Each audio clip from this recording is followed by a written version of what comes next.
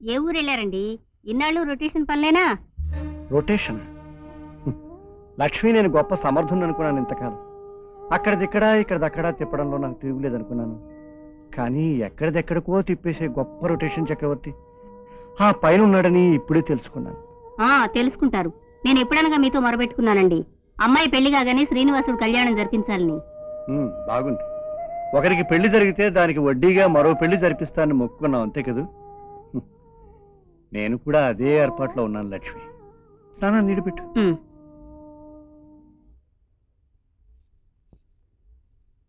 ఏరా డిఎస్పి, నేను అడిగిన డబ్బు విషయం ఏం చేశావు? ఐఎమ్ సారీ రా చక్రవర్తి. అదేంట్రా, ఇంత పెద్ద బిజినెస్ చేస్తున్నావు, 20,000 ఏర్పాటు చేయలేదా? నిజానికి నాకు కావాల్సింది 2 లక్షలు. ఓ 10 మంది మిత్రుల దగ్గర ఈ డబ్బు అప్పు చేసి ఆ పెళ్లి కాస్త జరిపిస్తే నెమ్మదిగా తీర్చుకోవాలనుకుంటున్నాను. ట్రై చేయరా. గురు, ఈ మధ్య హిందీ బొమ్మడి సిటీ రైట్స్ తీసుకున్నాను రా. అది కాస్త క్లాస్ బొమ్మాయి కూర్చుంది అంతే. ఈ ఇల్లే అమ్మేసే పరిస్థితికి వచ్చాను. ఏమనుకోవద్దురా. ఏంటి చక్రవర్తి గారు, డబ్బు విషయం ఏదో మాట్లాడాలని ఫోన్ చేశారు కదండి? అవునండి, మా స్నేహితుడి కూతురు పెళ్లి చేసే బాధ్యత నా మీద పడింది. మీరు ఎలాగైనా ఓ 20,000 సర్దుబాటు చేస్తే తొందరలోనే తీర్చేస్తాను. శుభం. అమ్మాయి వయసు ఎంత అన్నారు? మీ కనకం తోడితేనండి. చిన్నపిల్లే, పెద్ద పెళ్లికేం తొందర లేదన్నమాట. చూడండి చక్రవర్తి గారు, డబ్బు కోసం ఎల్లకాలం ఇతరుల తలకాయలు రొటేషన్లో పెట్టడమే కాదండి, మన అలవాట్లు కూడా కొన్ని రొటేషన్లో పెట్టుకోవాలి. మీరు రోజుకి ఎన్నిసార్లు భోజనం చేస్తారు? 2 సార్లు అండి. ఓ పని చేయండి, అమ్మాయి పెళ్ళైనంత వరకు మీరు భోజనం చేయడం మానేయండి. అలా సేకరించిన డబ్బు ఓ 4-5 సంవత్సరాలు రొటేషన్లో పెట్టుకుంటూ పోతే అమ్మాయి పెళ్లి చేసేయచ్చు. మంచి సలహా చెప్పాను కదండి. నేను ఎప్పుడూ అలాగే చెబుతానండి. ఏమిటి లక్ష్మి, ఇల్లంతా దీపాలు వెలిగించావు? నువ్వేమన్నా కోటీశ్వరుడు పెళ్ళాలనుకున్నావా? ఆ రోజు మీరేగా బల్బులన్నీ రొటేషన్ లో పెట్టమన్నారు. ఆ రోజు అన్నాను, ఈ రోజు వద్దంటున్నాను. సర్లేండి, భోజనం వడ్డిస్తాను. భోజనమా? వద్దు లక్ష్మి, ఇవాటి నుంచి ఓ పూట భోజనం మానేస్తున్నాను. మంచినీళ్ళు తీసుకురా. అదేమిటండి? రొటేషన్, మంచినీళ్ళకి రొటేషన్ అంతే.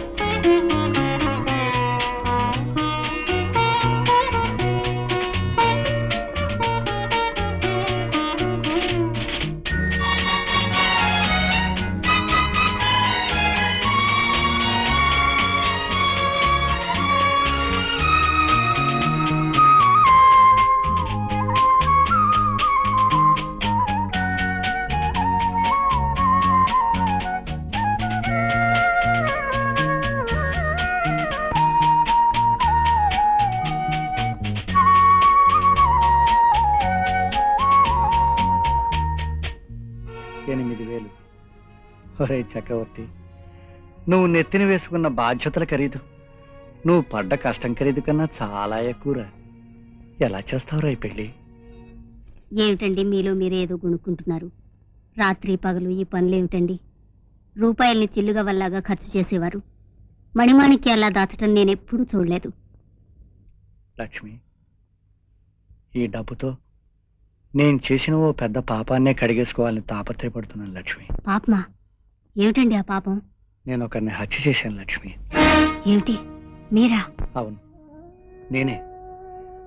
కూతురు పెళ్లి చేయడానికి బతుకంతా తాకట్టు పెట్టిన ఓ పెద్ద మనిషి ఆశల్ని హత్య చేశాను. ఆ డబ్బుతో నా కూతురు పెళ్లి చేసుకున్నాను.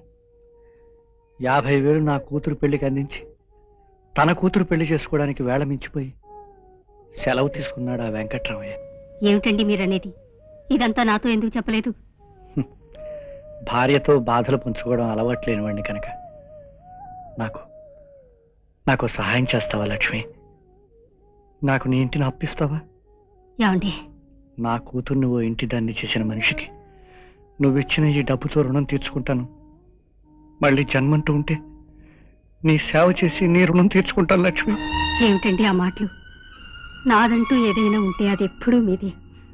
మన అమ్మాయి పెళ్లికి ఇల్లు బేరం పెట్టేయమని మీతో ఏనాడో చెప్పాను. మీరు చేసే ఆ పెళ్లి మన బాధ్యతే.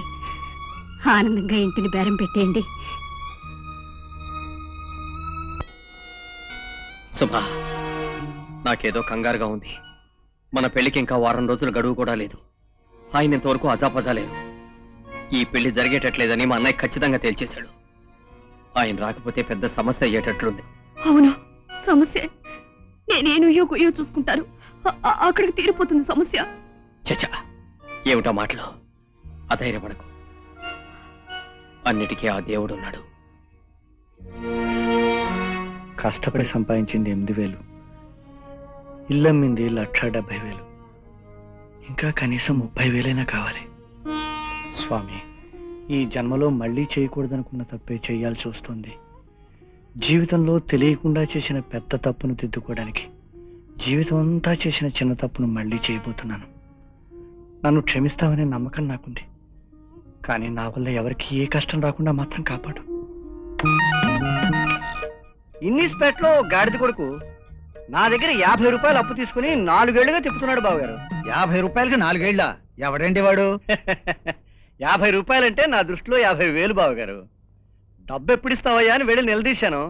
నా దగ్గర డబ్బు లేదు, కావాలంటే ఇదిగో ఈ నగలు తీసుకొని ఈ నగలు ఇచ్చాడు. మంచి నగలే సుమండి. సర్లే అని తీసుకున్నాను. దారే కదా అని ఒకసారి మా అమ్మాయిని మిమ్మల్ని చూసి వెళ్ళొచ్చు కదా అని ఇలా వచ్చాను.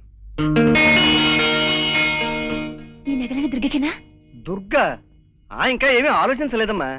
బ్యాంక్ లాకర్లో పడేస్తే మిగతా నగలతో పాటు ఇవి పడి ఉంటాయి. మా దుర్గకి ఎలాగూ నగలున్నాయి కదా. ఏమిటమ్మా, ఈ బంగారు నగలేనా? ఇలా నల్లగా అయిపోయేటి? ఇలా ఉంటే నాకెంత పరువు తక్కువ, మా బావగారికి ఎంత పరువు తక్కువ? తీసి ఇలా ఇవ్వమ్మా, బెరుగు పెట్టిన తీసుకొస్తాను. అందాక కావాలంటే ఇదిగో ఈ నగలు పెట్టుకో. అవునవును, నల్లబడిపోయాయి. దుర్గా, చెప్తుంటే నీకు కాదు, ఆ నగలు తీసి మీ నాన్నగారికి ఇచ్చి ఈ నగలు తీసుకో. ఈ నగలన్నీ ఆ బిడ్డ కోసమే కదా బావగారు. అంతే అంతే. ఒక ప్రత్యేకమైన బాధ్యతతో వీటిని తీసుకెళ్తున్నాను అనుకోండి.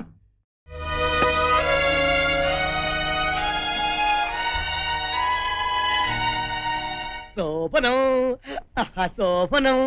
ఇవాళ శోభనం ఏమాత్రం మిస్ అవ్వకూడదు. అయ్యో, టైం అయిపోతుంది, ఇంతవరకు రాలేదేమిటి? వచ్చావా సార్? ఏదో టెలిగ్రామ్ లో ఉందే, యువత ముండ చచ్చి ఉంటుంది. రాముందు లోపల కదా. గాజులు, పేపర్. వీడి తొందర పాడుగాను. అమ్మాయి దుర్గా, పాల గ్లాస్ మర్చిపోయావమ్మా. అరే, గాజు నిలబడిపోతున్నాయేంటి? ఏది? వాళ్ళ నాన్న బంగారు గాజులు అన్నారు. ఇది ఇలా ఇవ్వు. అమ్మో, ఇవి గిల్టు నగలు. ఒరేయ్, తలుపు తీరా.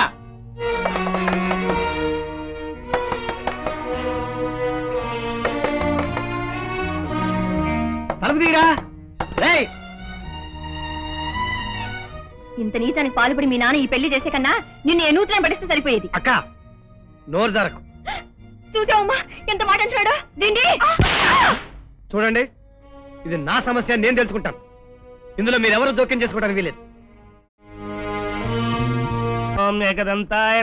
పురోహితులు గారు, కావాల్సినవన్నీ సిద్ధంగా ఉన్నాయా? అన్ని సిద్ధంగా ఉన్నాయండి. ముహూర్తానికి పెళ్లి కూతురు సిద్ధంగా ఉంది. 10 నిమిషాల్లో ముహూర్తం. ఏమయ్యా అల్లుడు, ఎంత మగపోయిన వారైనా ఇంత ఆలస్యంగా రావడం?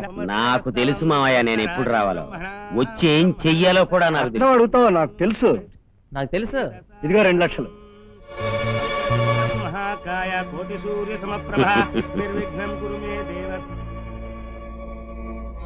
ఈ సంచి ఎవరిది అండి? అడగడానికి నువ్వెవరు? ఈ సంచి మా వెంకట్రామయ్య మావయ్యది. అవునా కాదా చెప్పు. మాట్లాడవేమయ్యా? ఈ సంచి నువ్వు కాజేసావా లేదా? జగన్నాథం, 10 మందిలో అల్లరి చేయకయ్యా. నేను ఈ సంచి కాజేయలేదు, చెత్తకుండీలో దొరికింది. నిజం చెప్తున్నాను. నాకు తెలుసు నువ్విలాంటి చెత్త కథ ఏదో చెప్తావని. అయ్యా పెద్ద మనుషులు ఏనండి, ఈయన గారికి చెత్త కుండీలో ఈ డబ్బుల సంచి దొరికిందంట. అసలు కథ నేను చెప్తానేనండి.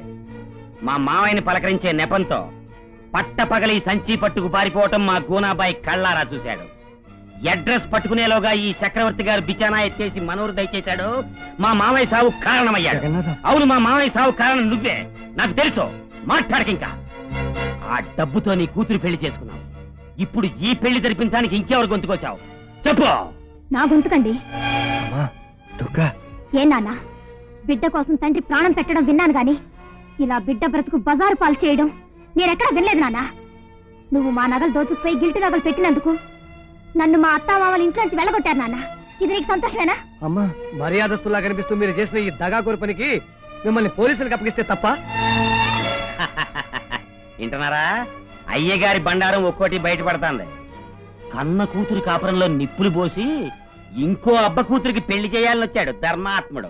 నాకు తెలుసు ఇందులో ఏదో పితలాటకం ఉంది. దుర్గా, సుభాష్ని,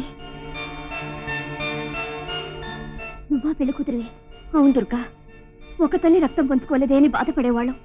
ఇప్పుడు ఒక తండ్రి వంచన పంచుకుంటూ ఇలా కలుసుకున్నాం.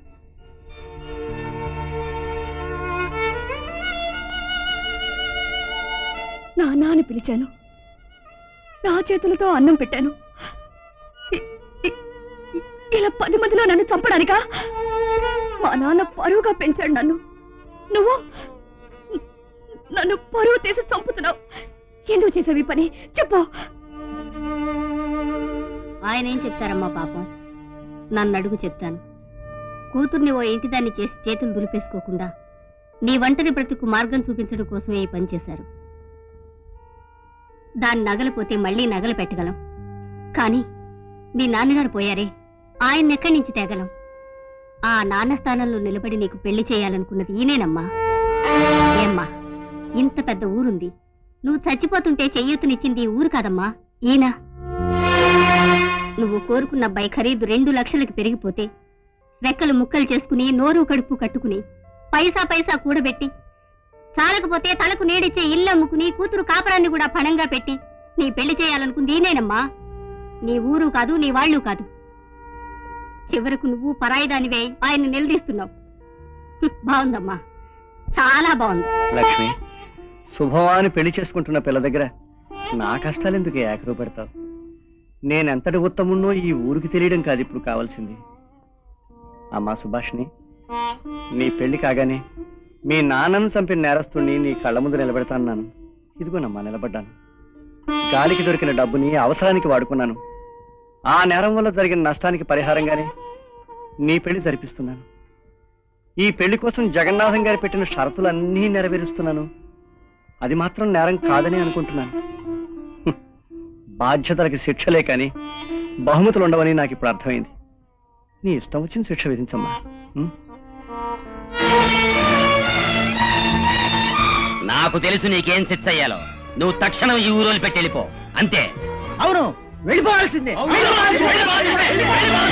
విన్నావా? ఇంకా ఏమన్నా సత్కారం కావాలా? అమ్మా, వీళ్ళంతా నన్ను వెళ్ళిపోమంటున్నారు.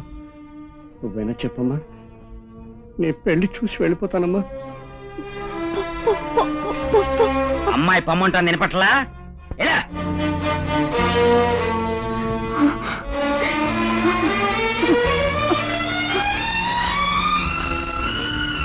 ఏరా, వాళ్ళు వెళ్ళిపోయారుగా, ఇంకా ఆలస్యం దానికి వెళ్ళి జరిపించు. మీకు కావాల్సిన డబ్బు వచ్చేసినదిగా, ఇంకా ఆలోచిస్తారే? నాకు తెలుసు ఈ డబ్బు నాకు దొరుకుద్దని. చచ్చిపోయే ముందు మామయ్య నాకు కొంత డబ్బు బాకీ పడ్డాడు. ఆ బాకీ కింద వడ్డీ కింద ఈ డబ్బును జమేసుకుంటున్నాను. కాబట్టి పెళ్లి జరగదు. ముచ్చే మాలం, మీరు మామయ్య గారికి అప్పు ఇటు నేను కళ్ళారా చూశాను.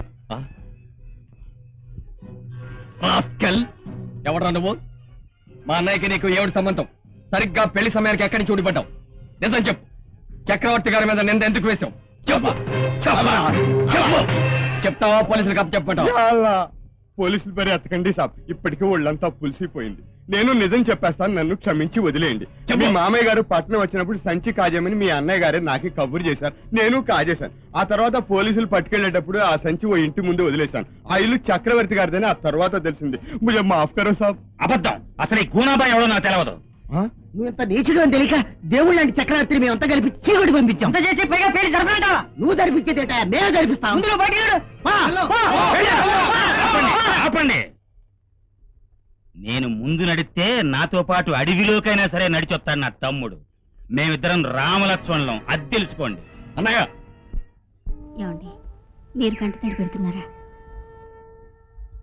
లక్ష్మి, నలుగురిలో మాట పడ్డానే బాధ లేదు, కానీ సుభాషిని గురించే ఆలోచిస్తున్నాను. కేవలం 50,000 రూపాయల కోసం మేనమావనే పొట్టన పెట్టుకున్న మనిషి, 2 లక్షలు ఇచ్చినా నన్ను వీధిని పెట్టిన మనిషి, తీరా నేను కనుమరుగయ్యాక సుభాషినికి పెళ్లి జరిపిస్తాడా అని అన్నీ తెలిసిన నేనే చాతకాని బండయ్యాను. అమ్మాయిని ఒంటరిదాన్ని చేసి వచ్చేసాను. ఆ రాముడి పేరు నీ నోటితో బలికి అపవిత్రం చేయకు. నీలాంటి వాణ్ణి అన్నయ్య అని పిలవటానికే సిగ్గుపడుతున్నాను. నీ అంత నీచుడికి అణిగిమణిగి ఉండవలసిన అవసరం నాకు లేదు. ఏ స్వార్థం లేకుండా, ఏ హత్య చేయకుండా, కేవలం పాపభీతి కోసం బాధ్యతలన్నీ తన నెత్తిన వేసుకున్న ఆ పుణ్యమూర్తి చక్రవర్తి గారిని మెడబెట్టి బయటికి గెంటేస్తావా? ఇప్పుడు నేను కూడా నిన్ను మెడబెట్టి బయటికి గంటకు ముందే మర్యాదగా బయటికి నడు. నేను ఈ పెళ్లి చేసుకుని తీరుతాను. ఎవడొస్తాడో నేను చూస్తాను. మర్యాదగా వెళ్తావా లేదా? 100 గొట్లం తిన్న రాబందొక్క గాలివాన కూలిపోయిందని నేను చేసిన ఎదవ పనులకి నేనెప్పుడో ఒకప్పుడు తల వంచాల్సి వస్తుందని నాకు తెలుసు. వంచుతున్నాను.